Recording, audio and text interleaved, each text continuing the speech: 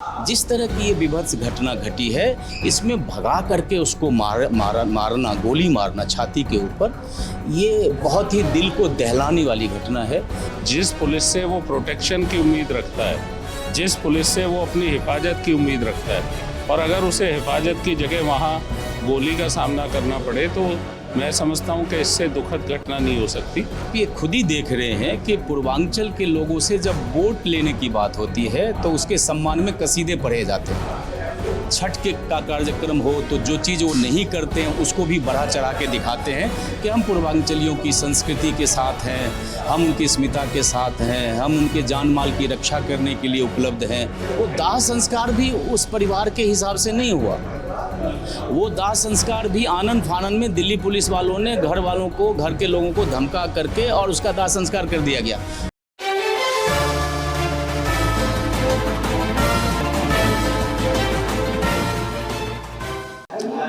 उत्तम नगर के पांडव कुमार की कल तेरहवीं थी। 13 दिन होने के बावजूद दिल्ली सरकार से अब तक कोई मदद नहीं पहुंची है, किसी तरीके की कोई कार्यवाही नहीं हुई है। सवाल ये है कि कब तक पूर्वांचली इंतजार करेगा अपने लिए न्याय के लिए। इस सब को लेकर के आज दिल्ली कांग्रेस में मौजूद है और यहाँ पर पप्पू यादव भी आए थे और उन्होंने कहा कि हम सरकार पर प्रेशर भी बनाएंगे और एक नियम जो है वो चाहते हैं कि तैयार हो जिसके तहत पूर्वांचलियों को सुरक्षा प्रदान की जाए। इस सब को लेकर के इस वक्त हमारे साथ खास बातचीत के लिए अनिल भारद्वाज जी बातचीत करेंगे। सर, कैसे देखते हैं आप लोगों ने आज प्रेस वार्ता में कहा कि हम सुरक्षा के नियम बनवाएं? ये निश्चित तौर पर बहुत ही दुर्भाग्यपूर्ण घटना है और जब रक्षक भक्षक हो जाए तो एक ऐसी परिस्थिति बन जाती है जहां आम नागरिक, साधारण परिवार का व्यक्ति, एक गरीब परिवार का व्यक्ति, उसको समझ नहीं आता वो क्या करे।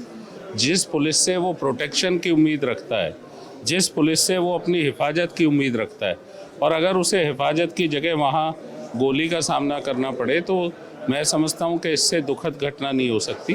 दिल्ली में जिस तरह से क्राइम बढ़ा है, आज दिल्ली के बाहर से आए स्टेटों के लोग, क्योंकि दिल्ली मेट्रोपॉलिटन शहर है, दिल्ली नेशनल कैपिटल है, यहाँ सैकड़ों किलोमीटर से नहीं हज़ारों किलोमीटर दूर से भी लोगों ने आके यहाँ रोजी रोटी के लिए अपना काम करते हैं, मेहनत करते हैं, और उन मेहनतकश लोगों में एक डर पैदा हो गया है। आज 13 दिन हो गए। दुर्भाग्यपूर्ण ये भी है कि सरकार ने उनकी किसी तरह की मदद नहीं की अब तक। आज 13 दिन बाद भी ये परिवार भटक रहा है। ये परिवार में वो अकेला कमाने वाले थे, और मैं मानती है दिल्ली प्रदेश कांग्रेस कमेटी, और प्रदेश कांग्रेस कमेटी ने इसलिए डिमांड की है कि सरकार को अविलंब इस परिवार को 1 करोड़ रुपए की सहायता राशि परिवार को दी जाए।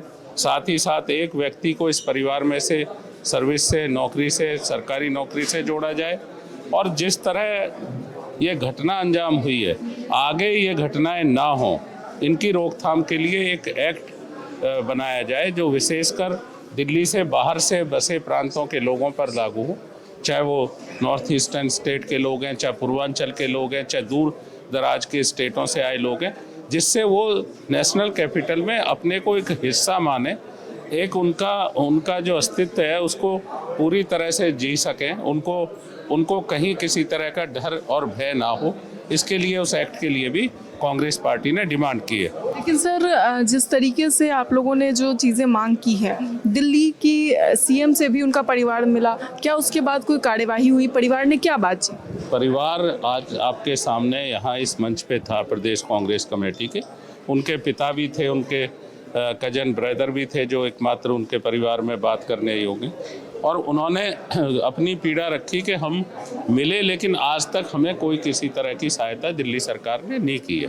तो ये और ज़्यादा दुर्भाग्यपूर्ण है कि जब सरकार को आगे बढ़कर इसमें परिवार के साथ अपने आप को खड़ा दिखाना चाहिए था, वो परिवार की सहायता से अपने आप को विलम्ब रख रहे हैं, और साथ ही साथ उपेक्षा का शिकार ये परिवार। Thank you. दिल्ली कांग्रेस के महासचिव इस वक्त हमारे साथ हैं। सर, क्या कहेंगे? आप लोगों ने जो प्रेस कॉन्फ्रेंस की उसमें मैसेज था कि सुरक्षा पे जो है ध्यान दें पूर्वांचलियों के, लेकिन पूर्वांचली को हर बार हल्के में लिया जाता है। जब भी कुछ होता है तो उस पर कोई भी कार्यवाही जो है वो देखने को नहीं मिलती। निश्चित तौर पे ये दुर्भाग्यपूर्ण है, घटना तो है ही दुर्भाग्यपूर्ण। एक सारा का सारा जो वाकया हमारे सामने, आपके सामने है कि ये सब अपने आप में बहुत दुखद है। जहाँ तक भारतीय जनता पार्टी की दिल्ली सरकार का सवाल है या देश के अंदर केंद्र में मोदी जी की सरकार का सवाल है, आप ये खुद ही देख रहे हैं कि पूर्वांचल के लोगों से जब वोट लेने की बात होती है तो उसके सम्मान में कसीदे पढ़े जाते हैं। छठ के का कार्यक्रम हो तो जो चीज़ वो नहीं करते हैं उसको भी बढ़ा चढ़ा के दिखाते हैं कि हम पूर्वांचलियों की संस्कृति के साथ हैं, हम उनकी अस्मिता के साथ हैं, हम उनके जान माल की रक्षा करने के लिए उपलब्ध हैं। लेकिन वस्तुस्थिति बिल्कुल उलट है।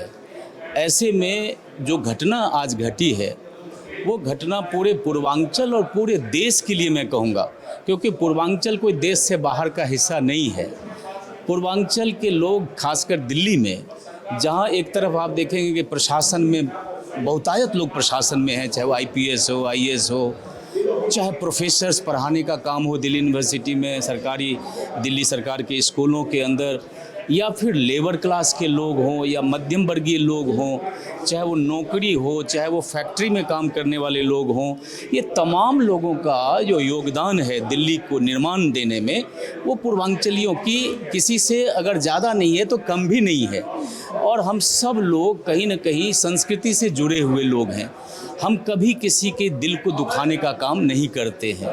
उसके बावजूद अगर किसी निस्सहाय असहाय व्यक्ति, जो एक युवा था, जिसके अपने सपने थे, जो अपने घर का एकमात्र कमाने वाला बेटा था, कहा सुनी क्या हुई, कोई आधारहीन बातें हैं।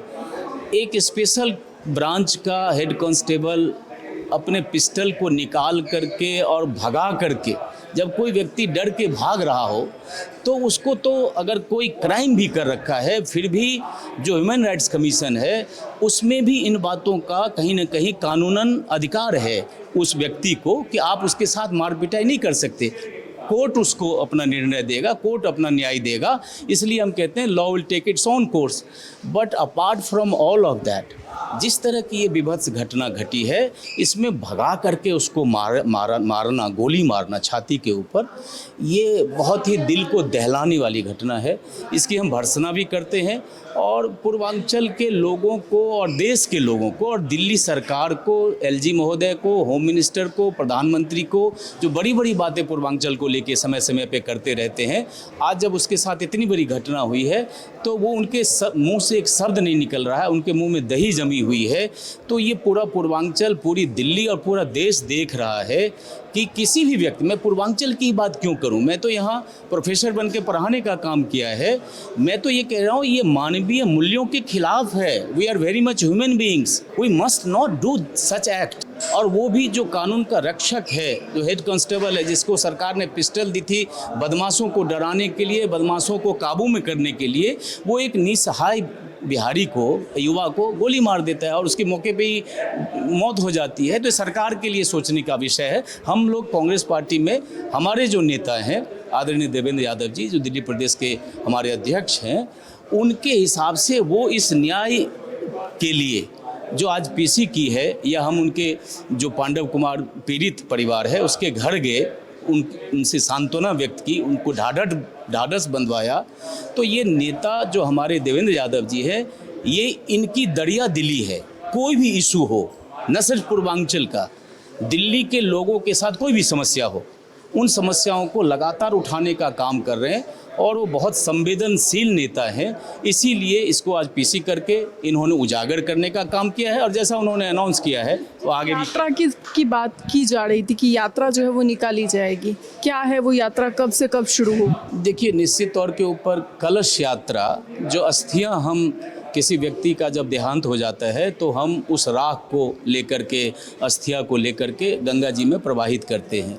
चूँकि उस परिवार में और समाज में और दिल्ली में एक रोष है कि ये, बल्कि मैं आपको ये कहूँ कि जो उसको संस्कार क्रिमिनेशन की बात थी, वो दाह संस्कार भी उस परिवार के हिसाब से नहीं हुआ। वो दाह संस्कार भी आनन फानन में दिल्ली पुलिस वालों ने घर वालों को, घर के लोगों को धमका करके और उसका दाह संस्कार कर दिया गया। बहरहाल अस्थियां बची है, तो अस्थियों का प्रवाह तब तक नहीं करेंगे जब तक उस पांडव कुमार को न्याय नहीं मिल जाएगा। ये संकल्प है और पूरे दिल्ली के अंदर इस कलश यात्रा को लेके जाएंगे और इसका हम जो दिल्ली प्रदेश कांग्रेस कमेटी के आदरणीय अध्यक्ष देवेंद्र यादव जी ने जो घोषणा की है, उस परिवार के ध्यान में रख कर के जो दुख है, दर्द है, तो वो कलश यात्रा पूरी दिल्ली में होगी, जिससे एक संदेश जाएगा कि किसी के साथ भी अगर ऐसा होगा तो वो चूँकि रोज़ तब खत्म होगा जब तक उसको न्याय ना मिल जाए। तमाम जानकारी की तो साफ तौर पे आपने सुना। अब जो है इस कलश यात्रा को लेकर के जो है आने वाले समय में जल्द ही अनाउंसमेंट होगी। इसे लेकर आपकी क्या राय है? अपनी राय कमेंट बॉक्स में जरूर बताएं। इस खबर में इतना ही। तमाम खबरों के लिए देखते रहें सडक न्यूज़।